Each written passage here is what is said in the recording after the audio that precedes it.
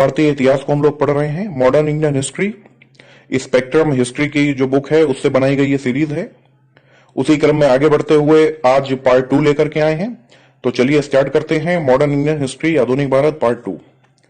आज का जो हमारा चैप्टर है उसका नाम है advent of Europeans in India.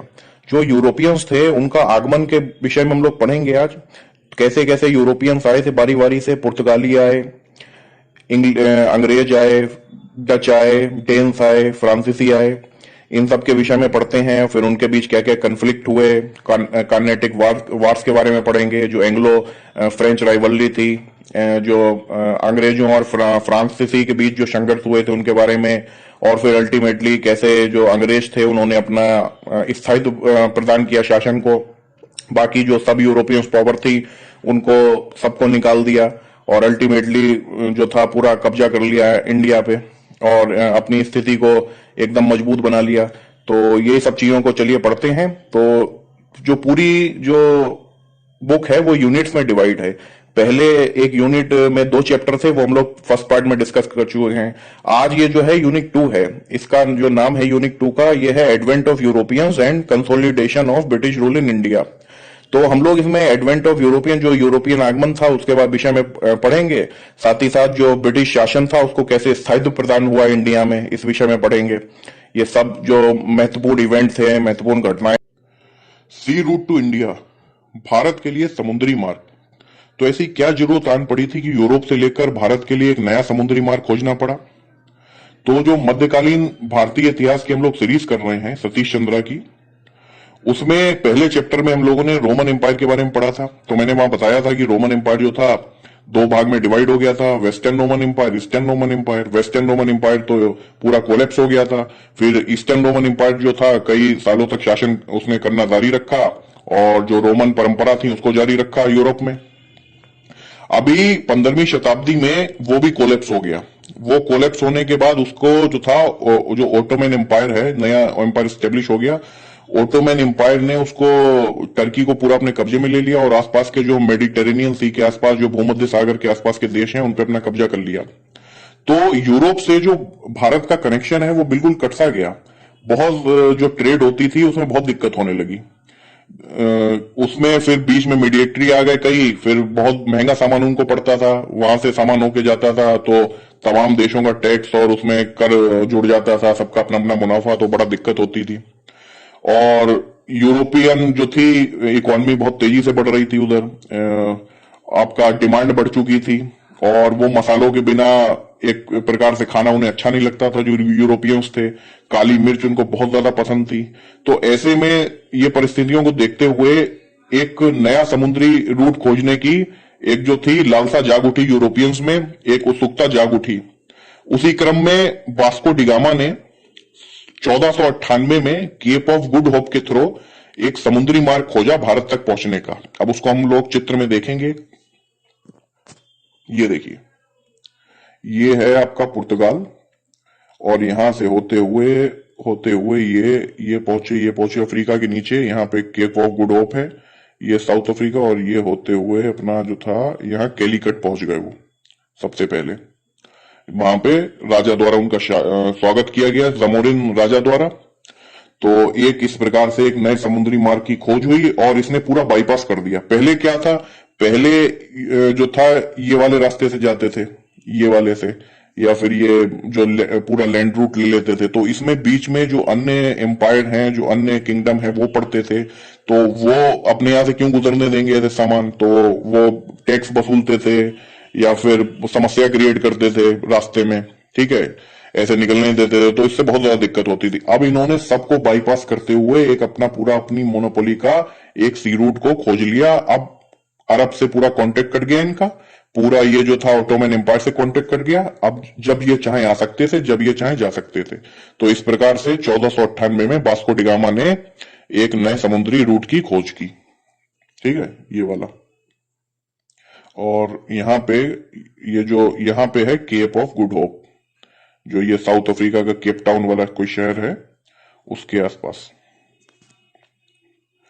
तो जैसा यहां लिखा है कि 15वीं शताब्दी में यूरोप में पुनर्जागरण की भावना बढ़ रही थी और अर्थव्यवस्था जो इकोनॉमी है वो तेजी से फ्लरिश कर रही थी यूरोप की। लोगों में डिमांड बढ़ रही थी, क्योंकि जो वेस्टर्न रोमन एम्पायर का जब कोलैप्स हुआ था तो वहां उस समय पे यूरोप की जो इकोनॉमी थी काफी डाउन हो चुकी थी।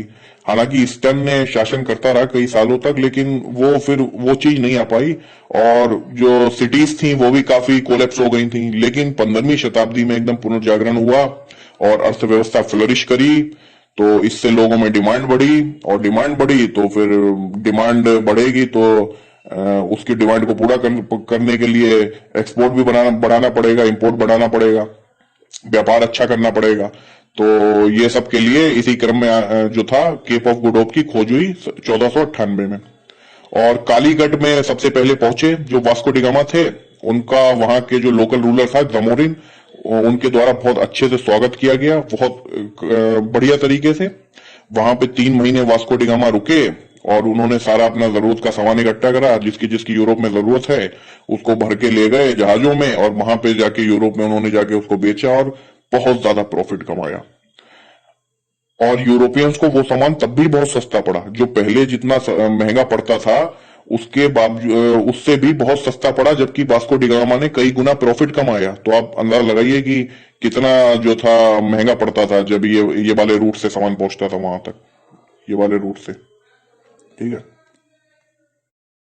1498 में जब समुद्री मार्ग की खोज हो चुकी थी भारत के लिए, तो पुर्तगालियों का आना जाना स्टार्ट हो गया भारत में और ट्रेड भी चलती रही।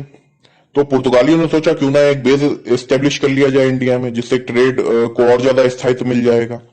तो उसी क्रम में जो पुर्तगाल के राजा थे, उन्होंने फ्रांसिस्को डी अल्मेडा को 1505 में भारत में गवर्नर के रूप में नियुक्त किया और बोला जाके कि जाइए वहां पे एस्टेब्लिशमेंट करिए, जाके फैक्ट्री वगैरह बनाइए जाके। और इनका क्रिश्चियनिटी को प्रसार करने का भी उद्देश्य था कि जो क्रिश्चियनिटी है उसको फैलाओ जा करके, जो ईसाई धर्म है उसका प्रचार करो, लोगों को ईसाई में कन्वर्ट करो, जो लोकल रूलर हैं उनको ईसाई बनाओ, ऐसा कुछ इनका उद्देश्य था। साथ ही साथ जो ट्रेड पर्पस तो इनका उद्देश्य था ही था ट्रेड का। उसके बाद गवर्नर के रूप में आए अल्फोंसो डी अल्बुकर्क। इनको जो था असली संस्थापक कहा जाता है पुर्तगाली शक्ति का भारत में। इन्होंने जो समुद्री मार्ग जो था उस पर कंट्रोल रखने के लिए अपने ठिकाने जो इस्टेब्लिश करे, इनकी नेवी बहुत अच्छी थी। देखिए, तो ये क्या करते थे, जो समुद्री मार्ग है उस पर ये कंट्रोल बना के रख सकते थे। तो जो लोकल रूलर हैं उनकी जो किंगडम्स की ट्रेड होती थी तो उनके जहाजों पे भी ये कंट्रोल रख सकते थे। तो लोकल रूलर को इनसे मित्रता बना के रखनी पड़ती थी। तो इनकी नेवी के चक्कर में जो था इनकी काफी वैल्यू बढ़ गई इंडिया में। आप देख लेते हैं अल्फोंसो डी अल्बुकर्क ने क्या क्या किया। इन्होंने गोवा को एक्वायर कर लिया। गोवा जो था कोस्टल एरिया है, तो गोवा को किससे एक्वायर किया, बीजापुर से। बीजापुर के जो सुल्तान थे उनसे इसने गोवा को जीत लिया 1510 में। और पुर्तगालियों को एनकरेज किया कि हिंदू गर्ल्स से मैरिज करो।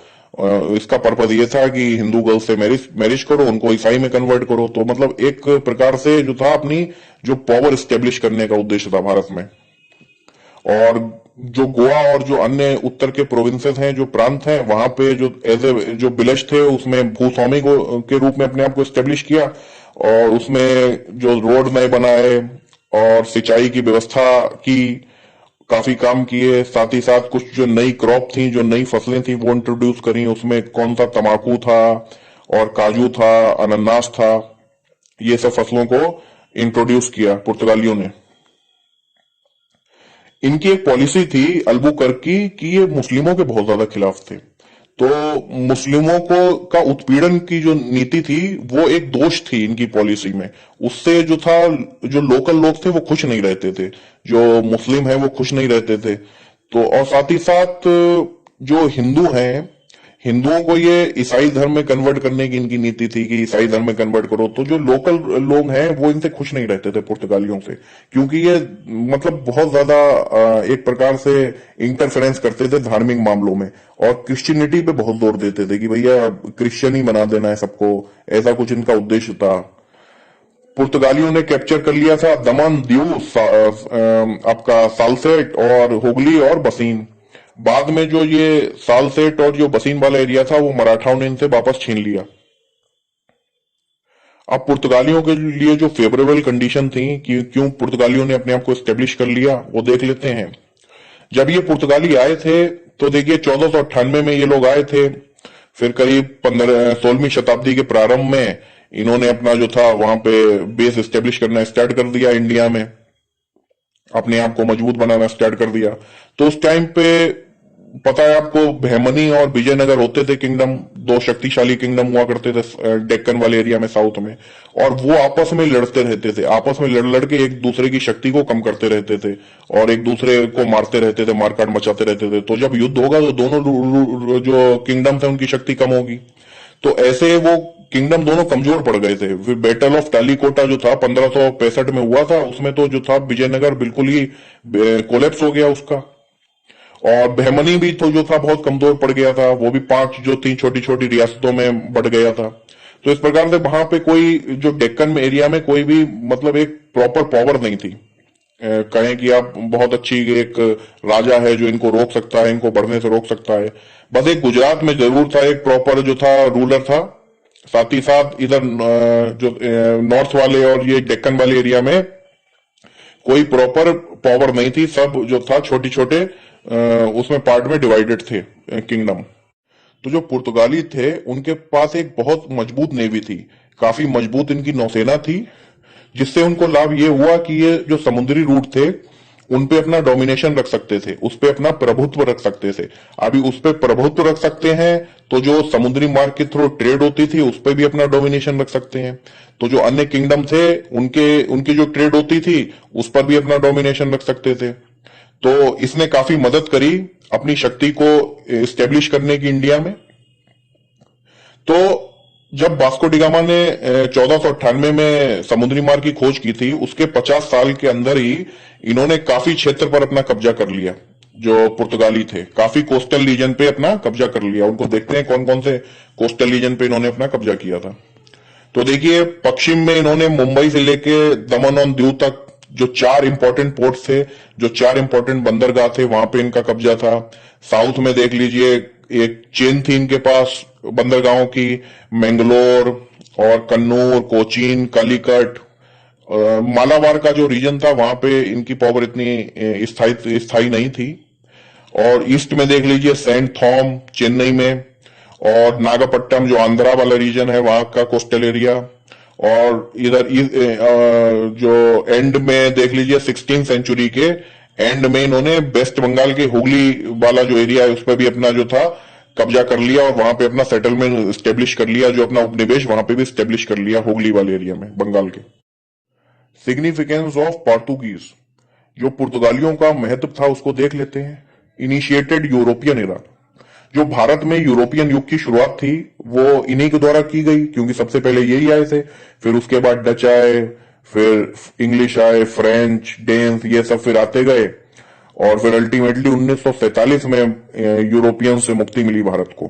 तो यूरोपियन युग की शुरुआत इन्हीं के द्वारा हुई थी। और emergence of strong naval power, इनकी जो नौसेना थी काफी मजबूत थी, हमने पहले देखा भी अभी। तो उस टाइम के रेस्पेक्ट में देखा जाए तो बहुत ज्यादा वेल इक्विप्ड शिप थे उस टाइम पे।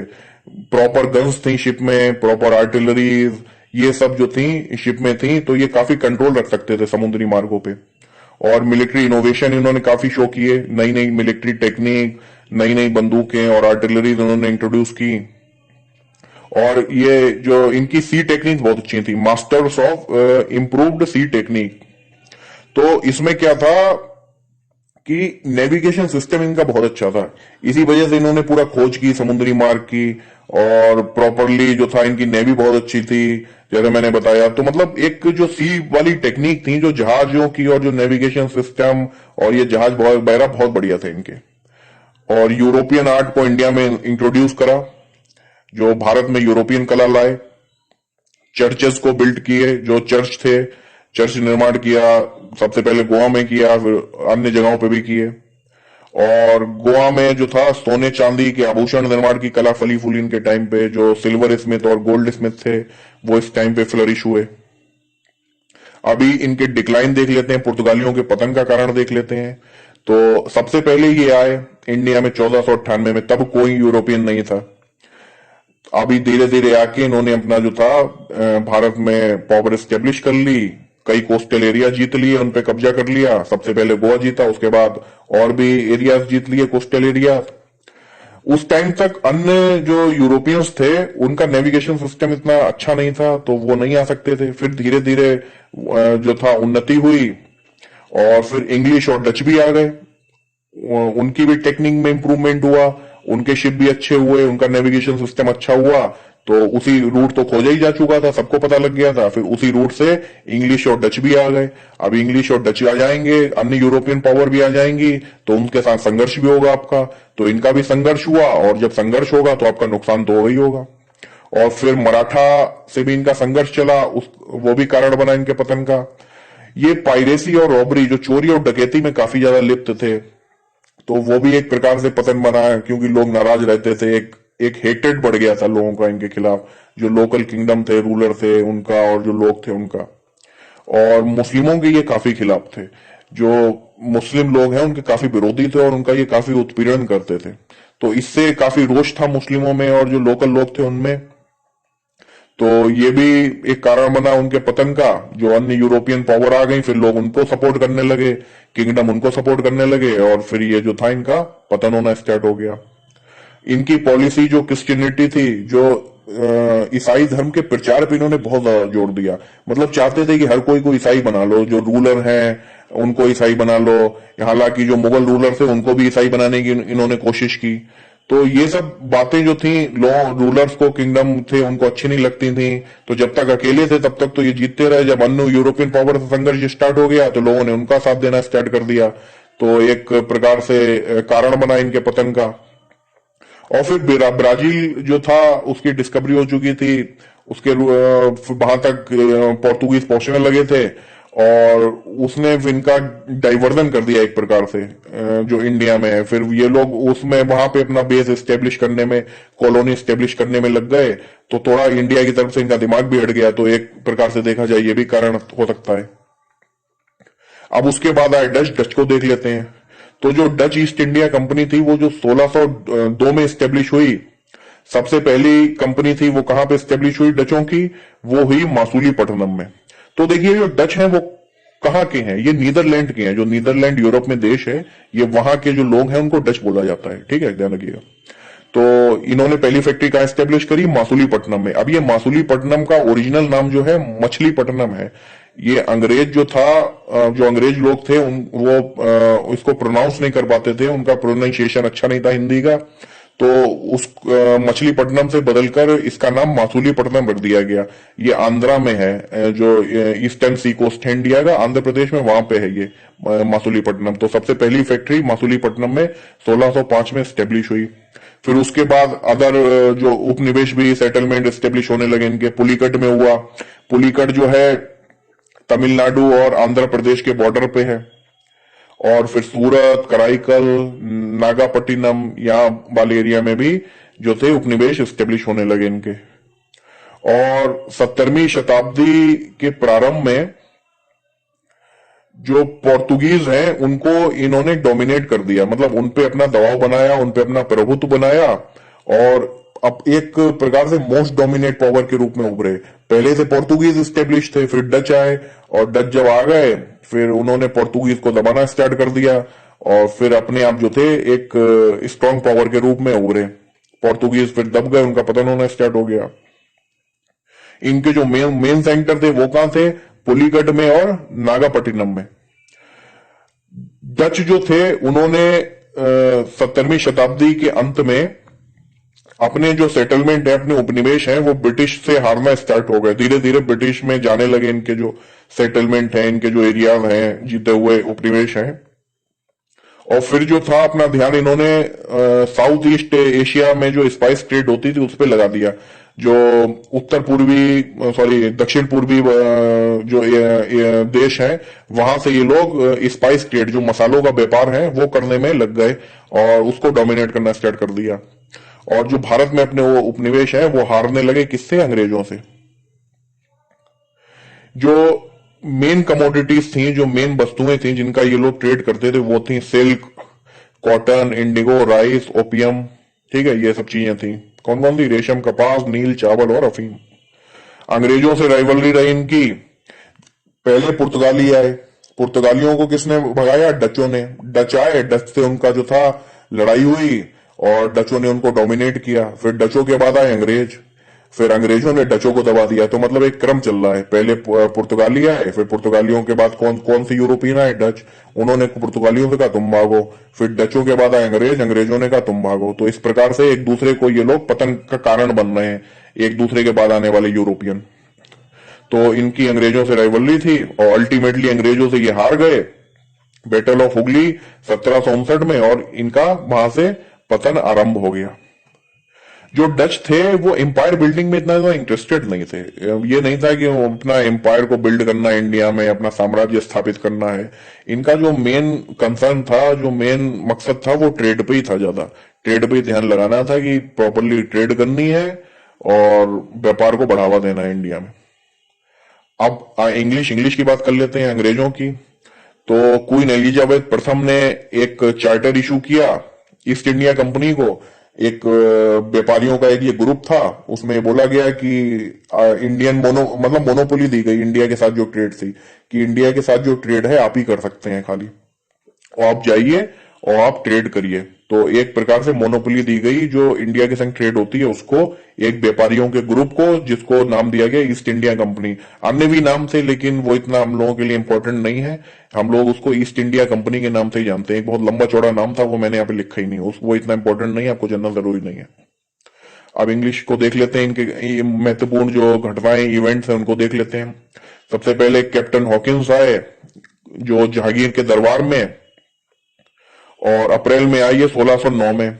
लेकिन इनका मिशन फेल हो गया सूरत में फैक्ट्री स्टेब्लिश करने का। क्यों? क्योंकि जो पोर्तुगीज थे उन्होंने अपोजिशन कर दिया कि आप नहीं स्टेब्लिश कर सकते। उनके मुगल से संबंध ठीक ठाक थे पोर्तुगीज के, तो उन्होंने जो थे मुगल्स को मना कर दिया कि जो इनको फैक्ट्री स्टेब्लिश मत करने दो। तो मतलब इनका मिशन फेल हो गया जो फैक्ट्री स्टेब्लिश करने का था। फिर 1611 में इन्होंने मासूलीपट्टनम में ट्रेड स्टार्ट कर दी। अभी देखिए कंफ्यूजन रहता है कि इनकी जो पहली फैक्ट्री थी वो सूरत में स्टार्ट हुई या मासूलीपट्टनम में स्टार्ट हुई। तो देखिए इनकी पहली फैक्ट्री अगर देखा जाए तो सूरत में स्टार्ट हुई। जो व्यापार करना था वो मासूलीपट्टनम से स्टार्ट करा इन्होंने। मासूलीपट्टनम में भी फैक्ट्री बनी लेकिन वो बनी 1616 में। और सूरत में कब फैक्ट्री बनी? सूरत में फैक्ट्री बनी 1613 में। ठीक है, तो अगर ये पूछा जाए कि फैक्ट्री इन्होंने सबसे पहले कहां स्टेब्लिश करी तो वो सूरत में। ठीक है, और व्यापार कहां पे स्टेब्लिश किया? वो मासूलीपट्टनम में। मतलब सॉरी, स्टार्ट कहां किया? व्यापार सबसे पहले कहां स्टार्ट किया? वो मासूलीपट्टनम में। और फैक्ट्री सबसे पहले कहां स्टेब्लिश करी? वो करी सूरत में। और मासूलीपट्टनम में भी करी लेकिन वो करी 1616 में। ठीक, अब गोल्डन फरमान, तो फरमानों ने इनकी काफी मदद करी। अभी हम लोग गोल्डन फरमान देखते हैं, उसके बाद देखेंगे फारूक शियर का फरमान। अभी गोल्डन फरमान ने क्या किया कि सुल्तान ऑफ गोलकोंडा थे, उन्होंने इशू किया ये 1632 में, जो 500 पगोडा का पेमेंट पे आप जो है आपको अधिकार मिलेगा ट्रेड करने का गोलकोंडा के पोर्ट से, फ्री ट्रेड करने का, फिर कुछ नहीं देना पड़ेगा आपको। एक इनिशियल अमाउंट दे दीजिए, फिर जो था ट्रेडिंग पे पूरा आपका जो है कब्जा हो जाएगा। आप ट्रेडिंग करिए फ्रीली, मतलब कब्जा होने का मतलब एक कर मुक्त हो जाएगी ट्रेडिंग। उनका मतलब कोई वो नहीं रहेगा कि टैक्स दीजिए ये सब दीजिए, कर मुक्त ट्रेडिंग हो जाएगी, बस इनिशियल अमाउंट एक दे दीजिए। अभी 1639 में अंग्रेजों को परमिशन मिल गई मद्रास में स्टेब्लिश करने का की फैक्ट्री। फिर वो वही फैक्ट्री बाद में फोर्ट सेंट जॉर्ज का नाम से बनी। ठीक है, कन्वर्ट हो गई किसमें? फोर्ट सेंट जॉर्ज में 1639 में। किंग्स चार्ल्स टू जो थे उनको बंबई था, जो बॉम्बे था, वो दहेज के रूप में मिला।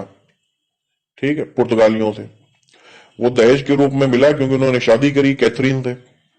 उसके बाद जो था वो क्या करते, उसका उन्होंने ईस्ट इंडिया कंपनी को दे दिया, क्योंकि ईस्ट इंडिया कंपनी हिंदुस्तान में ही थी, हिंदुस्तान में ही अपना जो था व्यापार कर रही थी। तो उन्होंने इसको ईस्ट इंडिया कंपनी को दे दिया और एक एनुअल अमाउंट फिक्स कर दिया कि बोला आप यहां से एक एनुअल अमाउंट हमें दीजिए, बाकी आप जैसे भी यूज करें इसको, जैसे भी एक्सप्लॉइट करें बॉम्बे कोस्ट को और बॉम्बे को, आप मुझे एक इनिशियल अमाउंट दे दीजिए। तो उन्होंने किराए पे दे दी किसको? ये ईस्ट इंडिया कंपनी को। फोर्ट विलियम जो था कलकत्ता में बना, और ये बाद में फिर प्रेसिडेंसी के रूप में स्टेब्लिश हुआ। तो जो अंग्रेज थे उनकी तीन मुख्य प्रेसिडेंसी थी, कौन कौन सी? एक मद्रास, एक कलकत्ता और एक बंबई।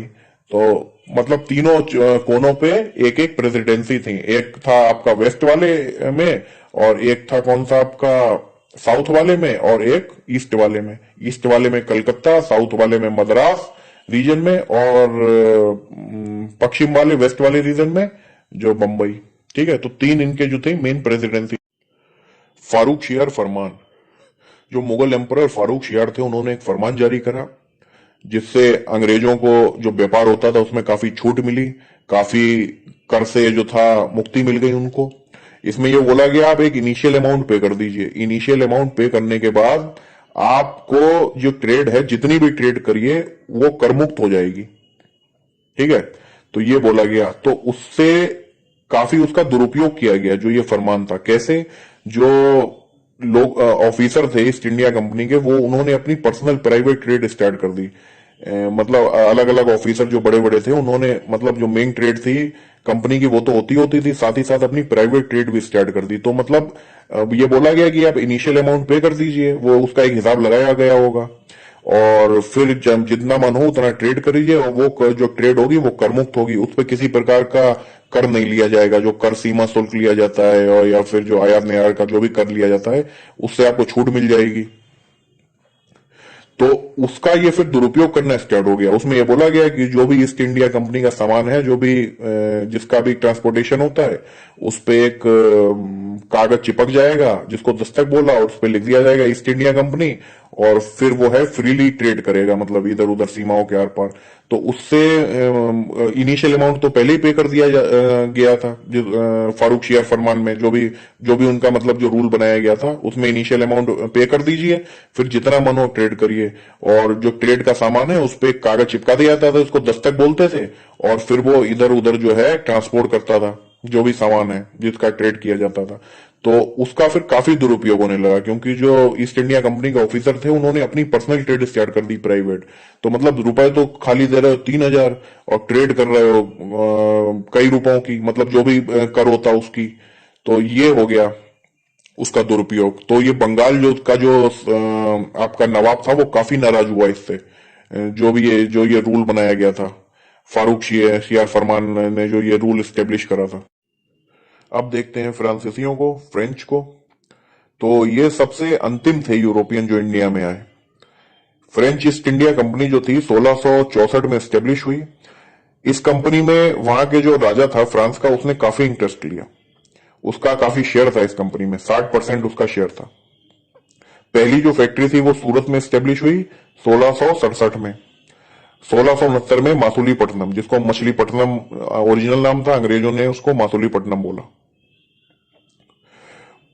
पौंडीचेरी जो था वो फाउंड किया गया फ्रांकोइस मार्टिन के द्वारा, जो फिर भारत में फ्रांसीसियों का गढ़ भी बना। अल्टीमेटली अंग्रेजों के जैसे तीन प्रेसिडेंसी थी, कौन कौन सी? बंगाल, मद्रास और आपका जो बंबई हो गया, वैसे ही इनका जो था पंडिचेरी एक ही गढ़ था, किसका? फ्रांसीसियों का। प्रॉपरली सब वहीं से होता था कंट्रोल।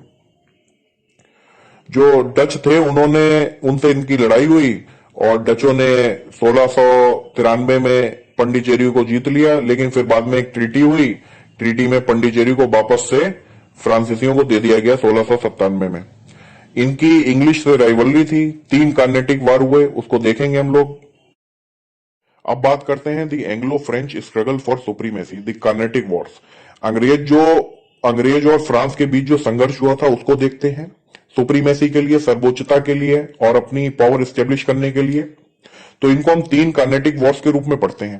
पहला कार्नेटिक वॉर, दूसरा, तीसरा। अल्टीमेटली तीसरे के बाद जो था, तीसरे कार्नेटिक वॉर्स में अंग्रेजों की एक बहुत विशाल विजय हुई थी, और अल्टीमेटली उन्होंने डोमिनेट किया फ्रांसीसियों को। तो अल्टीमेटली जो ये राइवलरी थी उसमें कौन जीता? अंग्रेज जीते, और अंग्रेजों ने अपनी अल्टीमेटली शासन को स्टेब्लिश कर लिया इंडिया में, और फिर 1947 तक, जैसा सब आप जानते ही हैं, रूल किया। तो ये स्टार्ट कहां से हुई थी राइवलरी? 1740 में जो पॉलिटिकल सिचुएशन थी साउथ इंडिया की वो बिगड़ गई थी, अनस्टेबल हो गई थी थोड़ा। लोकल जो रूलर थे वो ढीले पड़ रहे थे और ये लोग डोमिनेट कर रहे थे अपना। उनके जो लोकल मैटर्स हैं, उनके जो आंतरिक मामले हैं, उसमें हस्तक्षेप कर रहे थे, एक दूसरे के खिलाफ लोकल रूलर्स को यूज कर रहे थे। तो उसी ने जो था संघर्ष का रूप ले लिया, अंग्रेजी और फ्रांसीसी संघर्ष का। तो उसी टाइम पे हैदराबाद डिक्लाइन पे था, मुस्लिम जो विस्तारवाद था उसका अंत हो चुका था, और अंग्रेज जो थे उनको मौका मिल गया था अपनी योजना तैयार करने का और अपना एक्सपेंशन करने का। और वहीं से फ्रांस भी आ गया फिर पिक्चर में, और फिर वहीं से दोनों के बीच संघर्ष स्टार्ट हो गया। तो जो प्रथम कार्नेटिक वॉर था वो 1746 से 1748 तक लड़ा गया। इसका जो बैकग्राउंड था वो देख लेते हैं। तो देखिए, इन दोनों के बीच जो दुश्मनी थी वो यूरोप से ही चल रही थी। यूरोप पे जो ऑस्ट्रेलियन वॉर ऑफ सक्सेशन था, उसके कारण जो वॉर हुआ था, जो वॉर चल रहा था, तो उनके बीच वहां से ही दुश्मनी जो थी। तो वही दुश्मनी इंडिया में भी आ गई, क्योंकि थे तो सेम ही है, अंग्रेज और फ्रेंच सेम थे, वहां भी, यूरोप में भी, इंडिया में भी। तो इंडिया में भी वो दुश्मनी कायम रही। बस एक तरह की चिंगारी चाहिए थी युद्ध छेड़ने के लिए, कि एक कोई इमीडिएट रीजन मिले और दोनों के बीच जो था युद्ध छिड़ जाए। तो इमीडिएट कॉज क्या था? वो अंग्रेजों ने ब्रिटिश जो फ्रांसीसी शिप थे, जो फ्रांसीसी जहाज थे, उनको छेड़ दिया, उनको प्रोवोक कर दिया, उन पे हमला कर दिया होगा। इसी से नाराज हो गए फ्रांसीसी ने बदला लेने के लिए मद्रास को सीज कर लिया, मद्रास को कैप्चर कर लिया। और फिर इसी घटना ने रूप ले लिया प्रथम कार्नेटिक वॉर का। अभी प्रथम कार्नेटिक वॉर जो है, ये यहाँ पे 1740 लिख दिया मैंने धोखे से, इसको जीरो काट करके आप 1746 लिख दीजिएगा, मैं पीडीएफ में सही कर दूंगा। जो प्रथम कार्नेटिक वॉर था वो याद किया जाता है बैटल ऑफ थॉम, जो मद्रास में लड़ा गया था। उसमें अनवरुद्दीन की सेना थी। अंग्रेजों ने अनवरुद्दीन से अपील करी थी कि हमारा साथ दो भाई। तो एक तरफ फ्रांसीसियों की सेना, एक तरफ अंग्रेज और अनवरुद्दीन, और उनके बीच ये युद्ध हुआ। और फ्रांसीसियों की एक बहुत छोटी सी सेना ने, जो महफूज खान था, जो आर्मी कमांडर था, उसके नेतृत्व में जो अंग्रेजी सेना थी उसको हरा दिया। तो वहीं से यह सिद्ध हो गया था कि जो यूरोपियन सेना है, जो फ्रांसीसी सेना है, वो इतना कम होते हुए भी उसने इतनी बड़ी अंग्रेजी सेना को हरा दिया, इंडियन सेना को हरा दिया। तो मतलब कितना ज्यादा वो अच्छी है, कितनी ज्यादा जो है सुप्रीम है इंडियन सेना से, जो इंडियन आर्मी है उससे। तो वहीं से ये सिद्ध हो गया था। रिजल्ट क्या हुआ फर्स्ट कार्नेटिक वॉर का? अब ये 1747 में इसका एंड हो गया। उधर यूरोप में शांति हो चुकी थी, जो दोनों के बीच राइवलरी चल रही थी ऑस्ट्रियन वॉर ऑफ सक्सेशन में। तो अभी क्या हुआ, एक ट्रीटी साइन की गई जिसका नाम रखा गया एक्स लॉ शॉपेल। एक्स लॉ शॉपेल की संधि पर हस्ताक्षर किए गए। उसमें यह हुआ कि जो अंग्रेजों के मद्रास वाले क्षेत्र पे फ्रांसीसियों ने कब्जा किया था, तो मद्रास फ्रांसीसियों ने अंग्रेजों को वापस कर दिया, और बदले में फ्रांस को उत्तरी अमेरिका में जो उनकी टेरिटरी थी वो मिल गया, वो वाला क्षेत्र जो कभी अंग्रेजों ने उन पर कब्जा किया होगा। तो दोनों में म्यूचुअल एक्सचेंज हो गया, जो दोनों की टेरिटरी थी पहले की। ठीक है, तो इस प्रकार से विराम लग गया, युद्ध विराम लग गया, और एक मैत्रीपूर्ण संधि हो गई। हालांकि फिर ये हम ज्यादा देर तक नहीं टिकी, कुछ ही समय बाद तृतीय कार्नेटिक वॉर भी छिड़ गया। खैर, कुछ समय तक इसने विराम लगा दिया, और इसमें कोई अल्टीमेट विनर नहीं था। हालांकि फ्रांसीसियों ने जरूर डोमिनेट किया था, लेकिन कोई देखा जाए तो कोई अल्टीमेट विनर नहीं हुआ इसमें। एक संधि के बाद दोनों में म्यूचुअल एक्सचेंज हो गया था टेरिटरी का। अब सेकंड कार्नेटिक वॉर को देख लेते हैं। सेकंड कार्नेटिक वॉर जो है वो हुआ था 1749 से 1754 में, 54 तक। अब इसका बैकग्राउंड देख लेते हैं, जो पृष्ठभूमि है। अभी अंग्रेजों को हराने के लिए जो स्थानीय शासक हैं उनमें विवादों में हस्तक्षेप करने लगे। हस्तक्षेप करने का मतलब है उनके जो मुद्दे हैं, लोकल मुद्दे हैं, उसमें फ्रांसीसी हस्तक्षेप करने लगे, अंग्रेजों के खिलाफ उसको इस्तेमाल करने लगे। तो ये एक प्रकार से एक बैकग्राउंड बना, एक पृष्ठभूमि बनी। इससे अंग्रेज नाराज रहते थे कि भाई एक ट्रीटी हो चुकी है, अभी तुम लोग फिर से षड्यंत्र रच रहे हो हम लोगों के खिलाफ।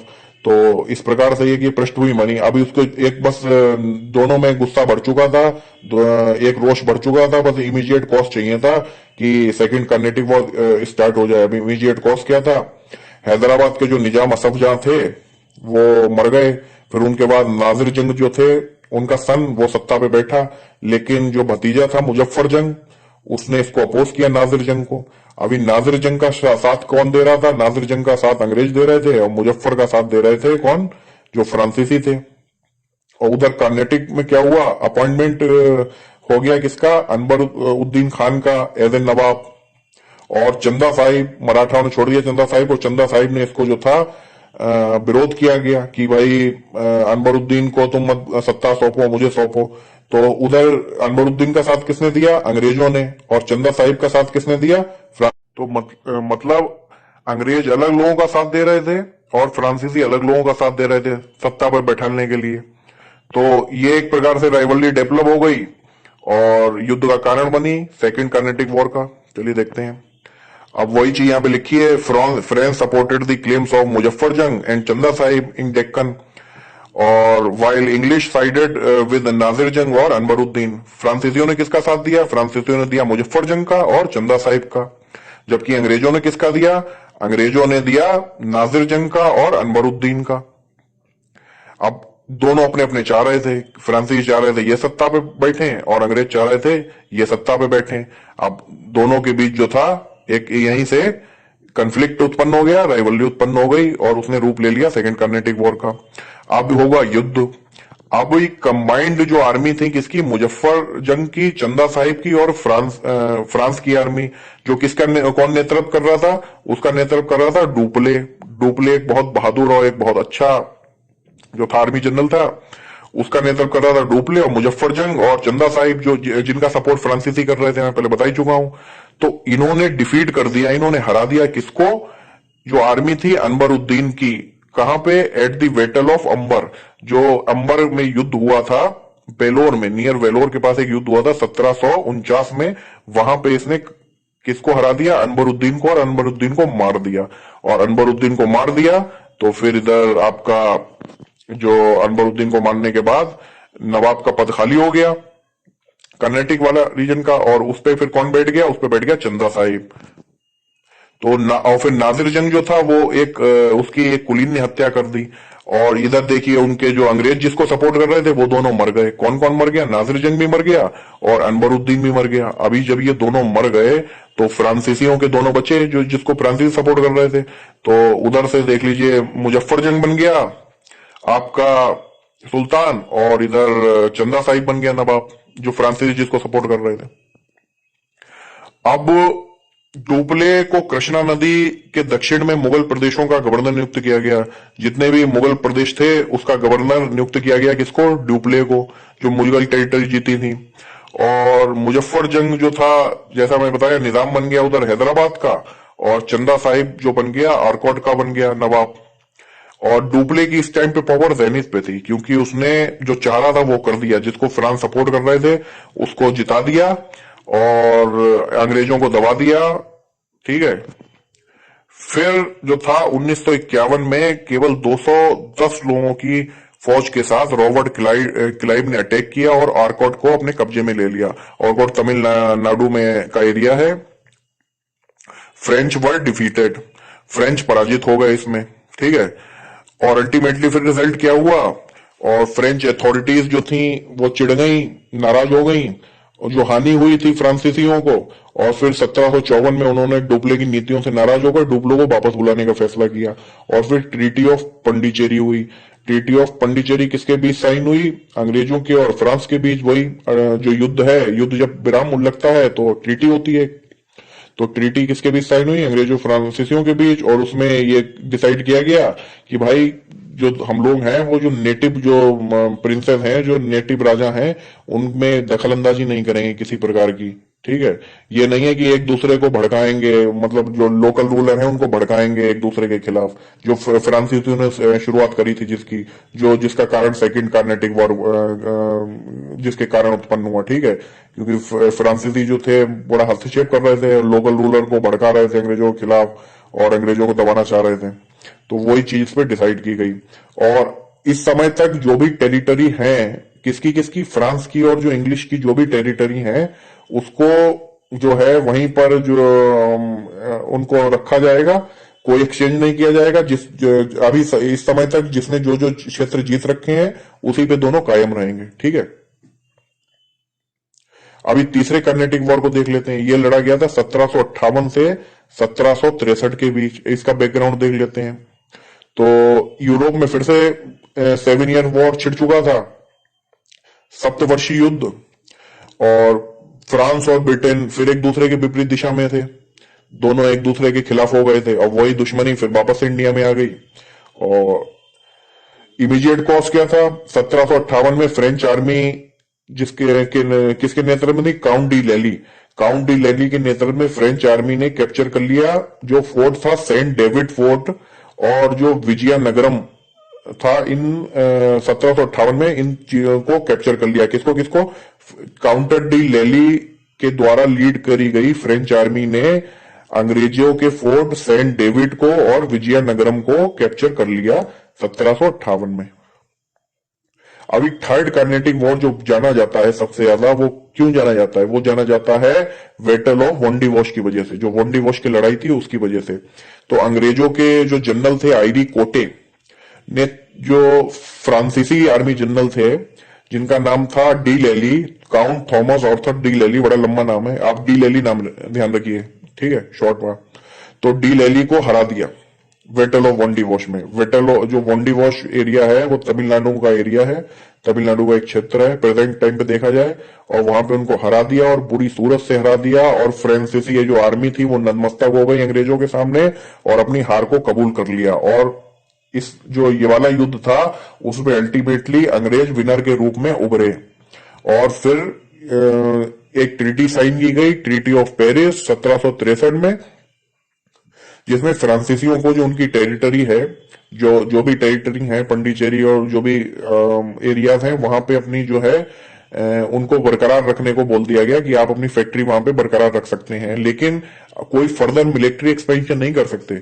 थोड़ी बहुत से ना रख सकते हो जो भी है, ये नहीं कि अपनी फर्दर मिलिट्री एक्सपेंशन करो। वो क्यों? क्योंकि फिर मिलिट्री एक्सपेंशन करोगे तो फिर से युद्ध छिड़ेंगे। और इसी के साथ जो फ्रेंच का पॉलिटिकल इन्फ्लुएंस था, जो एक प्रकार से प्रभाव था, प्रभुत्व था, वो खत्म हो गया इंडिया से, और अंग्रेज जो थे एक सुप्रीम पावर के रूप में उभरे। 3 कर्नेटिक वॉर के बाद अल्टीमेटली फ्रांसीसियों ने हार कबूल करी, एक ट्रीटी जो अंग्रेजों के फेवर में थी उसको साइन किया और अपनी जो थी हार मान ली, और अल्टीमेटली उनका प्रभुत्व खत्म हो गया, पॉलिटिकल प्रभुत्व। बहुत छोटे से एरिया में वो कन्फाइन रह गए और अपना फिर ट्रेड वेड में लग गए, जो भी काम करते थे। मतलब ये एक एक्सपेंशन की जो नीति थी उसको छोड़ दिया और अंग्रेजों से दब गए, और अंग्रेज एक सुप्रीम पावर के रूप में उभरे इंडियन सब कॉन्टिनेंट में। और अल्टीमेटली अंग्रेजों ने जो सारे यूरोपियन थे उनको जो था एक प्रकार से ओवरकम कर लिया और अपने आप को स्टेब्लिश कर लिया भारत में, और फिर सन 47 तक शासन किया। कॉज ऑफ फ्रेंच फेल्योर, जो फ्रांसीसी थे उनकी विफलता के क्या कारण थे, क्यों विफल हो गए वो इंडिया में, और अल्टीमेटली हार मान ली अंग्रेजों से और अंग्रेजों ने उनको डोमिनेट कर लिया। तो इसके मल्टीपल कारण हो सकते हैं, उनको देख लेते हैं यहाँ पे। इनएडिक्वेट मिलिट्री एंड फाइनेंशियल सपोर्ट, तो इनमें अपर्याप्त सैन्य और वित्तीय सहायता मिल रही थी, ठीक है, प्रॉपरली फ्रांस से सहायता नहीं मिल रही थी, वित्तीय सहायता नहीं मिल रही थी, सैन्य सहायता नहीं मिल रही थी, और बहुत ज्यादा इंटरफेरेंस था गवर्नमेंट का और सहायता भी नहीं मिल रही थी। वहीं ब्रिटिश को जो था इनके मुकाबले अधिक सहायता मिल रही थी, प्रॉपर वो अच्छे से उनका ऑर्गेनाइजेशन था। साथ ही साथ इनकी नेवी बहुत वीक थी, अगर देखा जाए उस अंग्रेजों के रेस्पेक्ट में अंग्रेजों की नेवी इनसे ज्यादा बेहतर थी। और ब्रिटिश जो कैंप था उसमें सुपीरियर कमांडर थे, जो ब्रिटिश आर्मी थी उसमें सुपीरियर कमांडर थे। अभी रॉबर्ट क्लाइव आया, आयरी कोटे आए, इनके फ्रांसीसी आर्मी में एक कमांडर थे, आर्मी जनरल थे डुप्ले, लेकिन उनको फ्रांस सरकार ने वापस बुला लिया, उनको सही से काम नहीं करने दिया, बहुत ज्यादा उनको जो था उनमें इंटरफेरेंस करा उनके कामों में, और अल्टीमेटली वापस बुला लिया एक हार के बाद। तो ये सब चीजों से जो था असर पड़ा। और साथ ही साथ जो फ्रेंच कमांडर थे, कौन अल्टीमेट बाद में आए, डी लैली, उनमें दूरदर्शिता की कमी थी, बिना सोचे समझे काम कर रहे थे, इधर उधर आक्रमण कर रहे थे बिना पॉलिसी के, तो उनको हार का सामना करना पड़ा और आयरी कूटे ने उनको डोमिनेट कर लिया। साथ ही साथ जो फ्रांस का राजा था उसकी पॉलिसी सही नहीं थी, बहुत ज्यादा इंटरफेरेंस कर रहा था। एक तो कंपनी में उसका शेयर बहुत था इसलिए बहुत ज्यादा इंटरफेरेंस कर रहा था, सही से काम नहीं करने दे रहा था। अब वो फ्रांस में बैठा बैठा यहाँ से कंट्रोल करने की कोशिश कर रहा था उसको, फ्रांस से जो कंपनी थी इंडिया में। तो इस प्रकार से बहुत ज्यादा इंटरफेरेंस के कारण कंपनी सही से काम नहीं कर पा रही थी। अब उनको आदेश दे दो, मतलब पूरी एक प्रकार से स्वतंत्रता नहीं दे रखी थी कंपनी को इसने, और lack of commercial incentive to the company. तो एक वाणिज्यिक प्रोत्साहन की भी कमी थी कंपनी को। और अंग्रेजी कंपनी का एक अच्छा वाणिज्यिक आधार था, अच्छा ऑर्गेनाइजेशन था उनका, प्रॉपरली चुनाव होते थे, चुन के लोग जाते थे, बहुत लोगों का शेयर था, जो भी अधिकारी होते थे वो कायदे से चुन के जाते थे।